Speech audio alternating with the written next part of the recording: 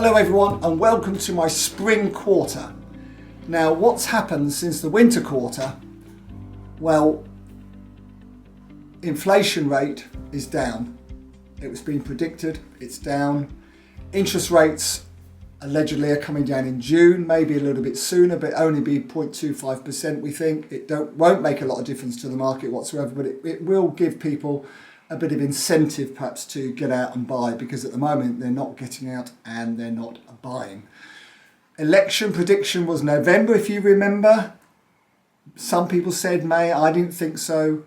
It's obviously not May now. It could be June if the elections are as bad as people think they will be for the Conservatives, that's the local elections. Then it may well be that the men in grey suits go and see Rishi and say, your time's up, in which case Rishi could say, well, in that case I'll call an election. So will it be June? Will it be November?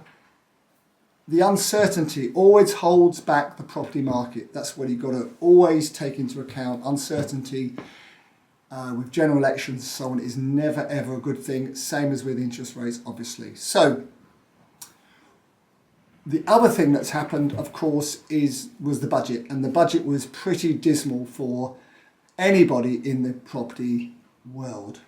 We hoped to get a first-time buyer boost with Help to Buy coming back. That didn't happen, although at least one house builder has come up with a 1% mortgage for first-time buyers, some sort of subsidised system, which of course the devil is always in the detail.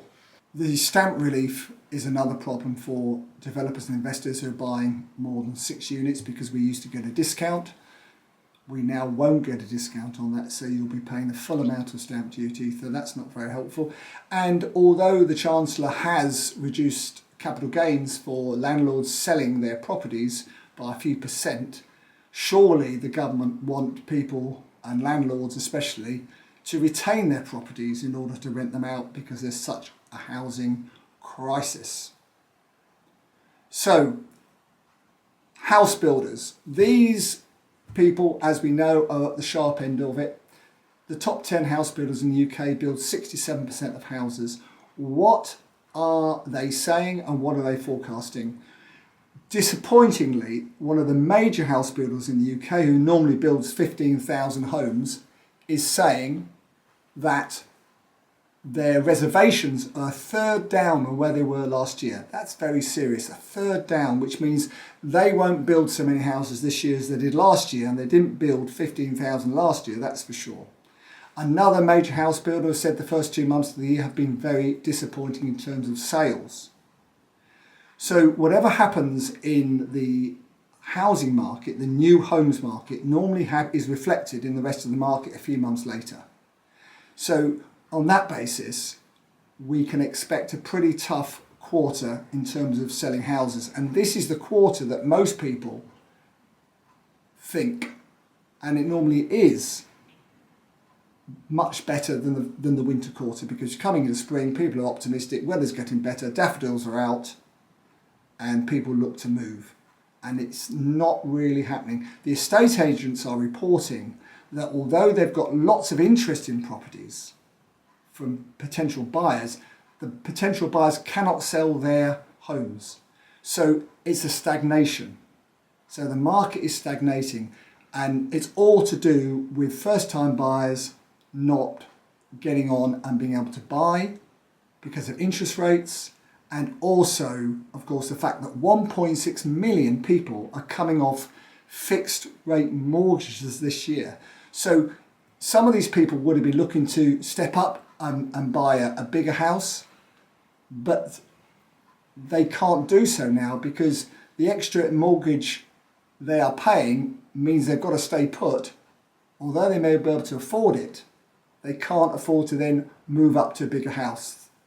Next is the investment market. Where are all the buyers for these buy-to-let investments?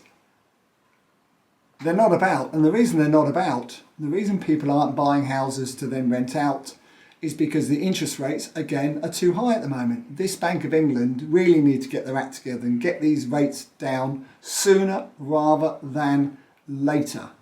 The only way people are buying properties to let out is if they're sweating the assets. And when I say sweating the assets, I mean they're doing HMOs, they're letting out a room at a time or whatever. On that basis, you can probably still afford to pay the interest rates that are out there available. But if you're looking to purchase single houses to rent out, unless you've got a 50% deposit, they just don't work at the moment. And there aren't many people that want to put 50% down on a property to rent it out. So that's a tough market at the moment. Now, where are we with the development market? The people who want to get on and buy and develop sites and properties, building new homes at the moment is very expensive because house prices are not going up, build prices are still going up, which means land is too expensive. And until these estate agents convince their clients to take less for the land, then there is a stagnation in the small builder stroke developer housing market, because the figures just do not stack up. That's the problem, they don't stack up. I'm looking at a number of distressed stock still, so part finished developments, and I have to say there's more and more of those coming on the market all the time. The common denominator with most of those developments is that nothing is finished. So if it's 20 houses, not one is finished. If it's 5 houses, not one of those houses is finished.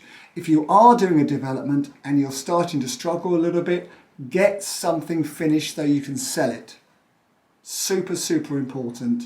Don't try and do the whole lot in one go. Take small mouthfuls and get something completed so you can sell it, so give the bank some confidence that one, you know that you're doing and that they're starting to get their money back. So there are opportunities out there for people with cash. Cash is king, as always, and if you can move quickly, there's some deals out there to be done, that is for sure. And depending how you feel about the market in the next 12 months, because it will take at least 12 months for you to develop any type of property really and sell it, you have to decide, where things are going to be in 12 months to 2 years' time. Are they going to be better than they are now? I would have thought so, probably. Has this winter quarter been disappointing? I think it has. It hasn't gone as well as I hoped it has.